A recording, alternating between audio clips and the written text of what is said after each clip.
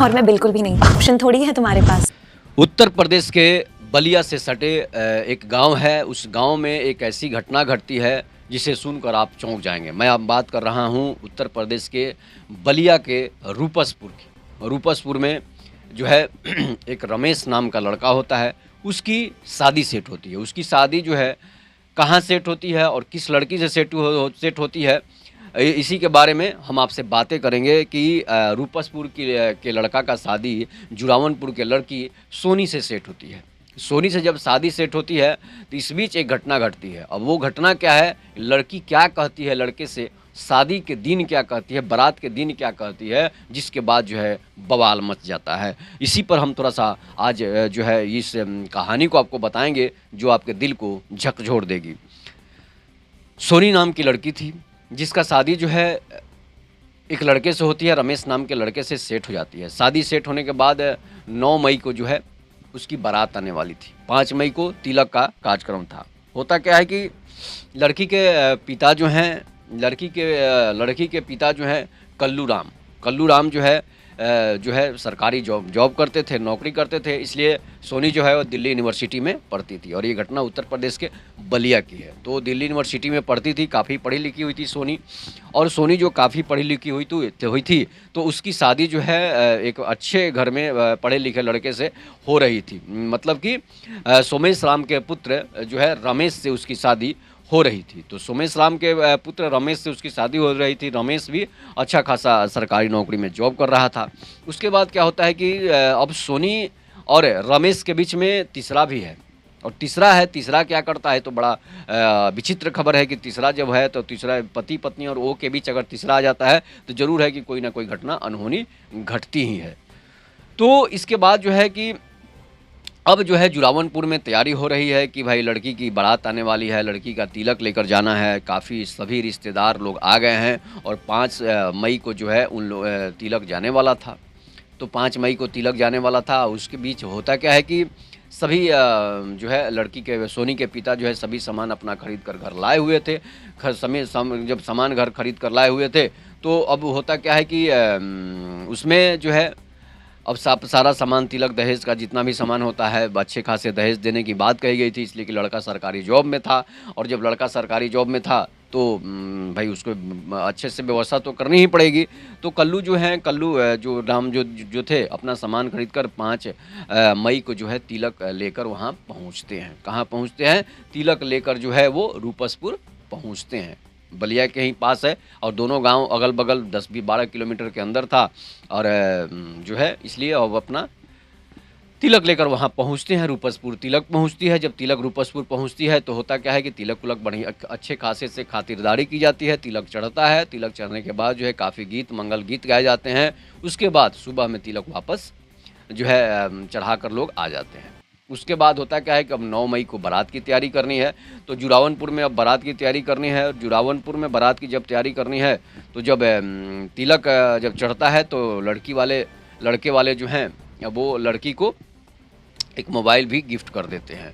तिलक जब चढ़ जाता है तो एक मोबाइल भी गिफ्ट कर देते हैं। ऐसा देखा जाता है कोई रिंग सेरेमनी में ही जो है होता है जब तो मोबाइल गिफ्ट कर देते हैं। लेकिन लड़का का रिंग सेरेमनी हुआ नहीं था, जिसकी वजह से क्या हुआ कि उसने तिलक में ही अपना जो है मोबाइल लड़की को गिफ्ट कर दिया। इसके बाद बातचीत अब सोनी और रमेश में बातचीत चालू हो जाता है। जब बातचीत चालू होता है तो क्या होता है कि दोनों अपने दिल की बात एक दूसरे को बताने लगते हैं। जब एक दूसरे को दिल की बात बताने लगते हैं तो सोनी ये नहीं बताती है कि हम बॉयफ्रेंड से बात करते हैं, रमेश भी नहीं बताता है कि मेरी कोई गर्लफ्रेंड है। इस तरह से लोग दोनों आपस में दिल की बातें नोक झोंक होते रहता है। उसके बाद क्या होता है कि अब 9 मई का समय आ जाता है। 9 मई को बारात आने वाली है। लड़की के पिता जो है कल्लू राम सारा व्यवस्था अपना घर पर कर रहे हैं। सारे रिश्तेदार आ चुके हैं। लड़की का एक छोटा भाई है, सोनी का छोटा भाई है, जो अपने पिता के कामों में हाथ बटाने में लगा और रह रहा है। इसलिए कि एक पुत्र और एक पुत्री थी। पुत्र छोटा था और पुत्री जो बड़ी थी ग्रेजुएशन करके जॉब कर रही थी। उसके बाद दिल्ली यूनिवर्सिटी में पढ़ रही थी। उसके बाद क्या होता है कि अब बारात जो है दरवाजे पर शाम होती है। 9 मई का समय आ जाता है और बारात जो है दरवाजे पर पहुंच जाती है। बारात दरवाजे पर पहुंचती है। बारात अच्छे से खातिरदारी की जाती है बारात की। जो है जुरावनपुर में काफ़ी ढोल नगाड़े बज रहे होते हैं और रूपसपुर से बारात आई हुई है। सभी गांव के लोग देखने के लिए वहां पर जुटे हुए हैं। सोनी के जितनी भी सहेलियां थी, रिश्तेदार थे, सभी लोग छतों पर चढ़कर दरवाज़ा जब लगता है, दरवाजे में का पूजा का जब कार्यक्रम होता है तो सभी लोग देख रहे होते हैं। इसके बाद अब जयमाल का समय आता है, तो जयमाल भी अच्छे खासे तरीके से जो है हो जाता है, इसलिए कि जयमाल में जो है लड़का लड़की, रमेश भी काफ़ी देखने में सुंदर था और सोनी की तो सुंदरता की बात ही अलग थी। इसलिए कि अब जो है काफ़ी सुंदर थी, सोनी को देखने के लिए गांव के लोग आए हुए थे कि भाई दिल्ली यूनिवर्सिटी की पढ़ने वाली लड़की का गांव से शादी हो रहा है। ये बहुत बड़ी गांव के लोगों के लिए भी एक खुशी थी, खुशखबरी थी।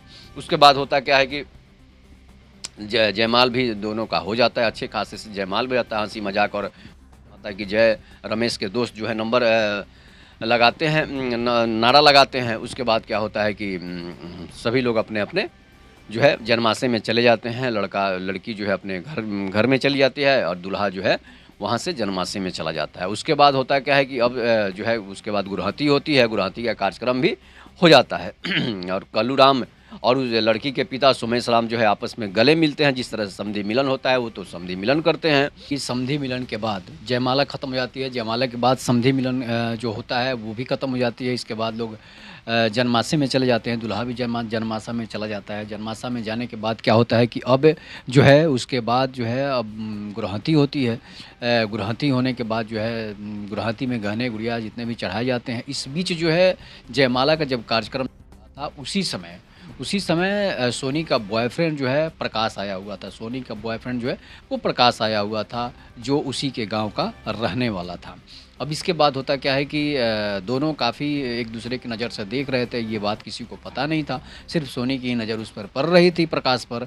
उसके बाद क्या होता है कि जब गुरहती का समय आ जाता है तो गुरहती भी हो जाता है। गुरहती में गाने गुड़िया जितने भी है सोनी को चढ़ाया जाता है। तब तक प्रकाश जो है गुरहती में समय भी वहाँ मौजूद था और जो है रो रहा था। उसके बाद जो है सोनी भी काफ़ी रोते हुए नज़र आ रही थी। सभी लोग चुप करा रहे थे, तो सब लोग सोचता है कि जब गुरहती होता है या फिर सिंदूरदान होता है उस समय तो लड़कियां अक्सर रोती ही हैं, इसलिए कब उनके दूसरे के घर जाना होता है। लेकिन ये बात कोई समझ नहीं रहा था कि जो है सोनी क्यों रो रही है, सोनी जो है किसकी वजह से रो रही है। और तो सामने उसका बॉयफ्रेंड खड़ा था, जो काफ़ी उसे डी यूनिवर्सिटी में जब वो पढ़ती थी तो काफ़ी उससे प्रेम करता था, उससे नोक झोंक झगड़ा लड़ाई भी होती थी, जिसकी वजह से जो है सोनी जो है और प्रकाश अलग हो गए थे। लेकिन प्रेम जो है था गहरा, इतना प्रेम था कि वो जो है गहरा इतना प्रेम था कि एक दूसरे से संबंध तक नहीं बनाए थे। इसी बात का मलाल था सोनी और प्रकाश को कि हम लोग इतना प्यार करने के बाद जो है एक दिन संबंध तक नहीं बनाए थे, जो कि पवित्र प्रेम था। इसी को प्रेम और पवित्र कहा जाता है। यही प्रेम पवित्र होता है, न कि संबंध और हवस की पूर्ति हो जाने के बाद झगड़ा लड़ाई होना चालू हो जाता है। वो प्रेम नहीं है, वो सिर्फ और सिर्फ हवस है। दोनों तरफ से अगर हवस है तो वही चीज़ है। लेकिन इसका जो प्रकाश और सोनी का जो प्रेम था वो सच में प्रेम था, इसलिए कि वो टच भी प्रकाश कभी नहीं किया था सोनी को, और सोनी भी कभी इस तरह से सटने की कोशिश नहीं की थी, बैड टच की कोशिश नहीं की थी, जिसकी वजह से दोनों का प्रेम गहरा होता चला गया था। और बिछड़ने के बाद भी, झगड़ा होने के बाद भी जो है शादी होने के समय ये प्रेम जो इन लोगों का उफान मारने लगा कि आखिर हम लोग जो है इतनी दूरी कैसे बना गए। और जब दिल में गहरा प्रेम हो तो ज़रूर प्रेम खींच ही लाता है।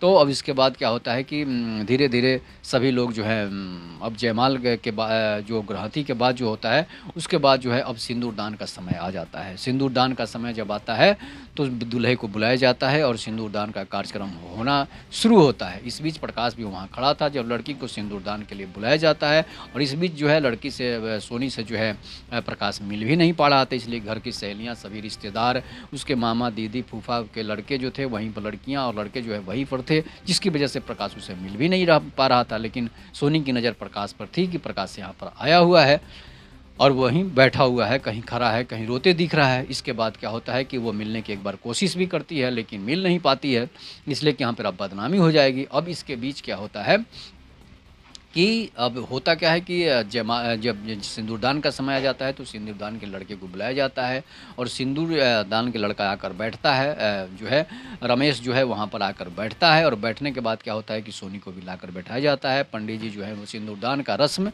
पूरा करना शुरू करते हैं। जब सिंदूर का समय आता है तो रमेश के हाथ में सिंदूर की पोटली दी जाती है। पोटली जब दी जाती है तो उसके बाद रमेश जो है सिंदूर जैसे ही डालने के लिए सोनी पर, उसके मांग पर सिंदूर डालने के लिए हाथ बढ़ाता है तो सिंदूर सिंदूरदान के समय सोनी जो उसके हाथ को रोक देती है। अब जब रोकती है तो पूरा मारो में जो है पूरा शादी के मंडप में जो है हंगामा खड़ा हो जाता है, और हंगामा जब खड़ा हो जाता है तो समझिए कि अब तो सभी लोग एक दूसरे को आश्चर्यचकित रूप से देखने लगते हैं कि आखिर भाई क्या बात होगी कि इस तरह के सोनी जो है सिंदूरदान नहीं करने दे रही है। अब बोलती है कि हमें एक आदमी से मिलना है जिसकी वजह से हम यहाँ तक पहुँचे हैं, हम यहाँ हमारी शादी हो रही है और तुम्हारी शादी हो रही है, इसकी सबसे बड़ी वजह प्रकाश है, वो बताती है। लेकिन अब क्या होता है कि फिर भी ज़बरदस्ती लोग वहाँ पर, अब तो शादी का प्रतिष्ठा का सवाल है, जो है संस्कार का सवाल है, प्रतिष्ठा इज्जत का सवाल है, तो इसलिए सोनी के सिंदूर मांग में भर दिया जाता है। अब रमेश जो है मांग में सिंदूर भर देता है समझाने के बाद। उसके बाद जो है धीरे धीरे अब कार्यक्रम सारा चालू होता है। सोनी काफ़ी रोती है, प्रकाश भी सामने, अब तो सामने बैठकर रो रहा है, तो घर के लोग समझ रहे हैं कि कोई भाई रिश्तेदार होगा भाई जो रो रहा है। उसके बाद क्या होता है कि धीरे धीरे सुबह होती है, और सुबह जब विदा होती है तो सोनी और रमेश से जो है एक दूसरे से सभी लोगों से मिलकर जो है अब विदाई का रस्म शुरू हो जाता है। विदाई के रस्म के समय भी गाड़ी के आगे जो है प्रकाश जो है वहाँ खड़ा हो जाता है, और वो सिर्फ और सिर्फ रोते जा रहा है, वो उससे बात नहीं कर पा रहा है सोनी से। उसके बाद क्या होता है कि अब विदाई करके दुल्हन जो है अपने ससुराल चली जाती है, दुल्हन जो है अपने ससुराल चली जाती है, तो रूपसपुर ससुराल चली जाती है। अब क्या होता है कि सुबह शाम को जो है सुहाग रात का समय आ जाता है। तो सुहाग रात का जब समय आता है तो रमेश आखिरी इच्छा पूछता है। रमेश जो है बताता है कि बताओ, हम तुमसे इतना प्रेम करते हैं, तुम्हें शादी करके लाए हैं, तुम अपनी आखिरी इच्छा पूरी पूछो, जो मांगना है हमसे तुम मांग सकती हो।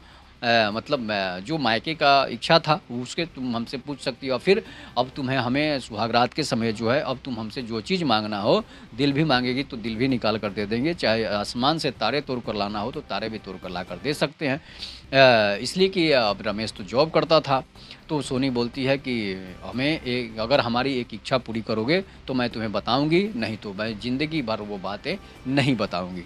तो रमेश पूछता है क्या बात है बताओ।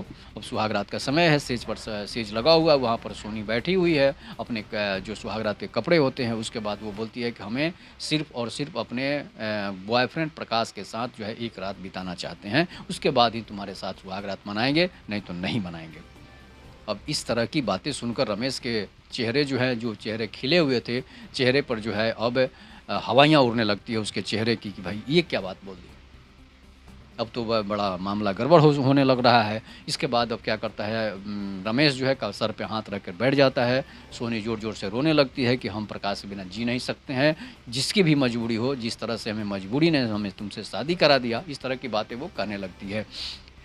लेकिन वो ये बात एक बात बताती है कि आज तक प्रकाश ने हमें टच तक नहीं किया है, जिसकी वजह से आज मुझे उसके साथ सोने का मन कर रहा है, आज जो उसके साथ जो एक रात बिताने का मन कर रहा है, इसलिए कि वो हमें अब कभी भी टच नहीं किया है। नहीं तो अगर टच किया होता, हमारे साथ संबंध बनाए होते, हमारे साथ अगर कोई गलत काम किया होता, तो आज हमें उसकी बात करने की ज़रूरत नहीं पड़ती, इसलिए कि हमारी इच्छा पूरी हो गई होती। अब बेचारा रमेश जो है अब तो वहाँ मुँह में पड़ जाता है, अब करे तो क्या करे। फिर क्या होता है कि सुबह होता है, बात करते करते ये लोग रात को ख़त्म कर दिए और सुहाग रात मना नहीं उसका। इसके बाद रमेश सुबह गाड़ी है स्टार्ट करता है, सुबह गाड़ी में बैठाता है सोनी को और बताता है घर परिवार से कि डॉक्टर से सलाह लेकर हम यहाँ पर आ रहे हैं, इसको कुछ बीमारी है। उसके बाद वो सीधे प्रकाश के घर लेकर उसे पहुँचता है, जहाँ पर प्रकाश अकेले रूम में कमरे में बैठकर रो रहा होता है। उसके बाद क्या होता है कि प्रकाश के घर जब दरवाज़ा खोला जाता है तो प्रकाश उठकर दरवाज़ा खोलता है तो देखता है कि भाई सोनी और रमेश हमारे घर पर दरवाजे पर खड़े हैं।